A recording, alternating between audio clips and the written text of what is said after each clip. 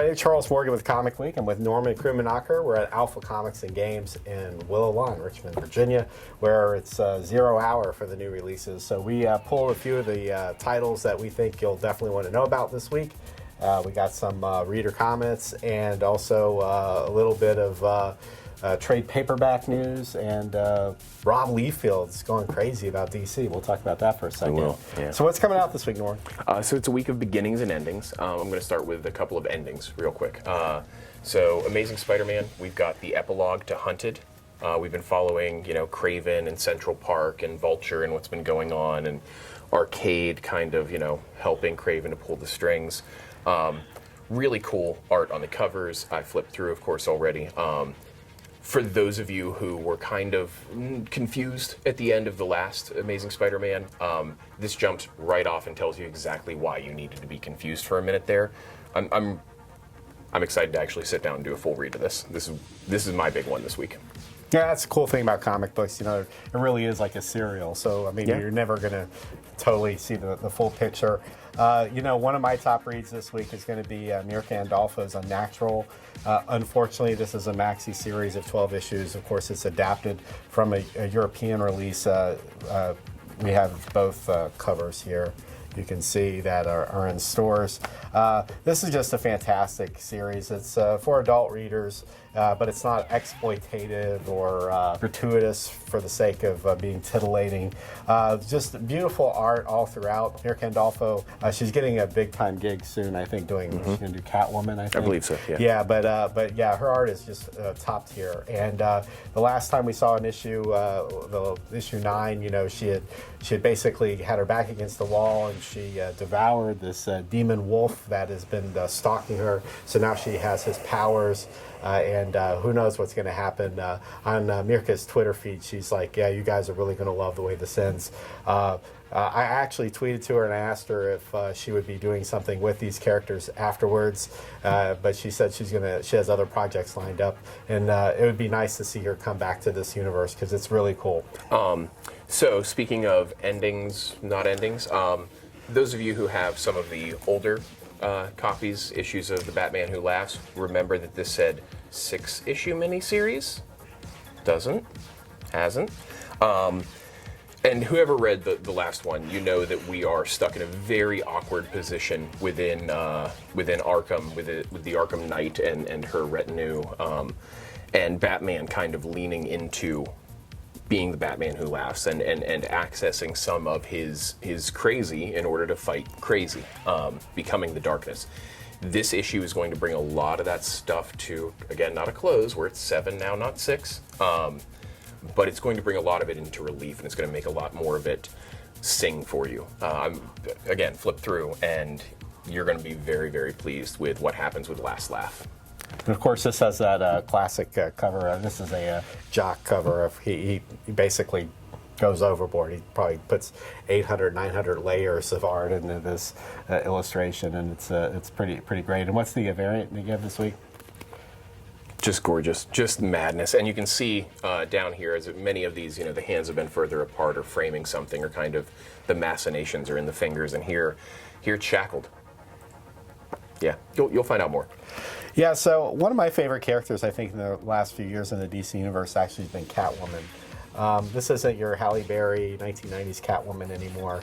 I think. Oh no, say it ain't so. Yeah, I think since Tom King's run of Batman, I think she's been depicted as a much more, I would say, relatable anti-hero type of character, and I've really enjoyed the way that even the series has been presented in the last few issues, where the covers seem to harken back to like that 1990s printing style and art style.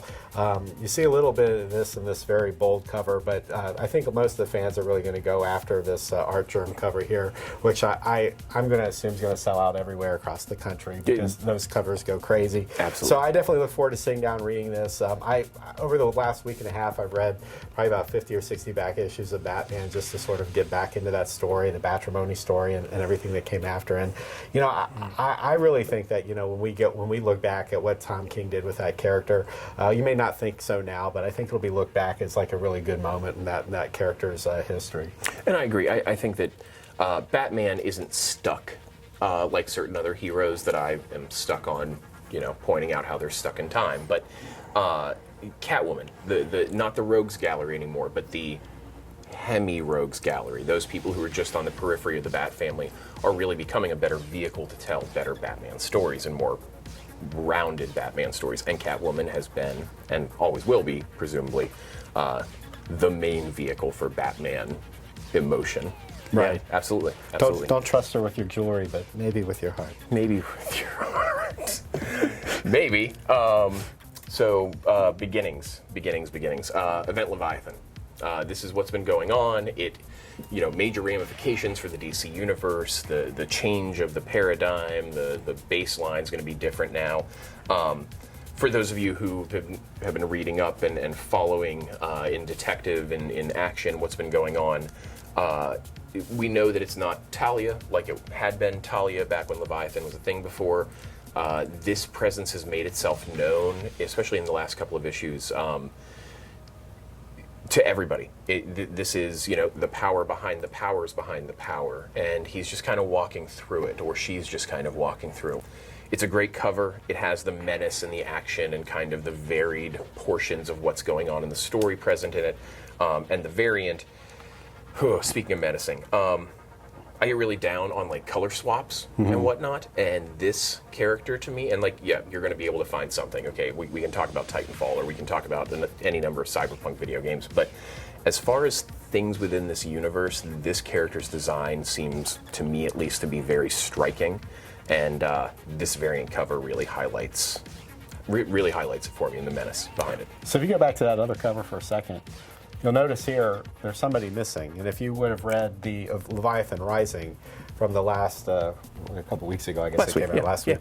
So that was like a $10 book, and like I was pretty reluctant to embrace it because it had multiple stories, and I'm like, well, I just want a Superman story or whatever. Do I need all of this? But the Bendis Superman story was top tier. But what really got me, and we joked about it, but that Matt Fraction, Jimmy Olsen story was really quite amazing. Well, and it was storytelling within storytelling. I mean, when he flipped to the the cartoony toyetic, we got little in there. So even though it was an anthology-ish book, it was all within the same character storyline. It was using the format to tell the story better. Right. Yeah. So I mean, other than this Vertigo issue, which we talked about last week, I think DC's making a lot of good moves with the storytelling and the creative teams, which actually brings me to my something I saw Rob Liefeld, that's been going around. Rob Liefeld's basically completely trolling on DC and saying that he thinks that's going down. But the funny thing to me is when I look at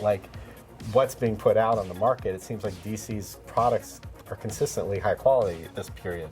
And I think that we're seeing a period where they are returning to basics. They are returning to the central keep within the castle, and they're looking at their event level superheroes and superhero stories in order to tell a stronger overall universe. And that requires a little bit of management, a little bit of meta management. I don't know that this is a death knell everybody should be running for, but I think that this is it's an inflection point. DC might be making all of the right moves, and we'll be very glad in a few years. DC might be casting off things that they're going to regret having gotten rid of. Well, I'll even say the way the Event Leviathan material has basically been pre-launched and launched. It's been fairly easy to follow what's involved. I mean, the War of the Realms stuff is so broad. Fractious. I have no idea where you would start, where you would end, what would be considered the central tenets of it, what's on the outside. It's just, it's almost like it's too much. And I think by the time that's over, you're probably going to have 100 or 120 comic books to have that story. And then, at that point, you basically need a decoder ring. It's like being at a kid's birthday party. There are too many things happening, and they feel impermanent right after they've happened. Yeah, so a number one this week that you may be interested in is Silver Surfer Black. Silver Surfer, one of the trippy, amazing trippy characters from the 1960s Marvel Universe, is back. Of course, we remember his first issue in Fantastic Four and the iconic Galactus issue also. But in this, we get to see him go through a black hole, and you can see his hand doesn't fare too well. I flipped through this. The art is just unbelievable. This looks like a full-color 1970s underground comic. with a top tier story, and he runs into a very imposing fellow, which has major tie-ins with other superheroes, beloved superheroes in the Marvel Universe. So. Wasn't too big on the Black Cat story I read. That was the #1 from last week. But this story is definitely worth picking up, and it's a beautiful cover as well. And the art throughout it moves the story, because it is, he gets sucked into the wormhole along with the Guardians, and we've always seen him treated as kind of a meta material. He's a liquid metal, right. T-1000 kind of stuff. And Moore has just gone to town on why straight lines, why nature abhors straight lines. And right. We're finding out a lot of cosmic nature kind of stuff just through the art storytelling. Yeah, embrace the trippiness, Marvel. Embrace the trippiness, Marvel. Here we go. There we go. To that end, Image new #1 this week, and a couple of Image #1s this week, but Sonata is the one that grabbed my attention first. Stranger in a Strange Land kind of story. It's what happens when cultures come together with a lack of understanding of one another, with a lack of even the tools to begin understanding one another. It's very, very compelling to me. The art is gorgeous. Flipping through the variant cover, you can see that within the story they're putting some very strong highlights on one culture versus the other. We've got some beautiful colors here, and then the menace of their natural world that this other culture is just kind of dropped into. I won't tell you more than that, but some of this menace, you can see how small that hope becomes. Right. It's definitely a story about finding one's place in the world and really finding who one is in the world. It sort of does remind me of Shadow of the Colossus, that video game. Very much. That alternate cover there. Yeah, and to that end, it plays inside. I've flipped through it briefly, but it plays inside a little video gamey. In that there are different kind of tiers and grades of monster, of bad in the world, and some of them are pretty natural and innocuous forces, and some of them are out to get you and come for you in the night. Well, I think I've been following Transformers, as you know, but this week, issue 7, it comes in a bag. Because every copy is coming with a booster pack of Transformers game cards. Yeah. So one foil card per pack, guaranteed. One foil card per pack. So it might even be cheaper to. I don't know. Is it cheaper to buy a bunch of comic books and get a bunch of foil packs? The comic book's basically free at this point. But yeah, you do get the cards with it. This is a whole new story arc. Of course, we're now moving into the conflict on Cybertron. The last issue, which I thought was pretty good, to be honest with you. The art was great. It was a sort of a flashback story and showed Megatron and Optimus Prime in a happier time, and they were buddies, and I'm sure that's all going to fall apart. So definitely check this out if you want that pack of cards. Like I said, I don't think this one's going to stick around. And also, wasn't there a reprint, or second printing of Transformers that came out this week too? I don't know if it was issue 1 or whatever. I saw it in the pile, but anyway, there you have that. And what do we got in trades this week? So trades, Ice Cream Man.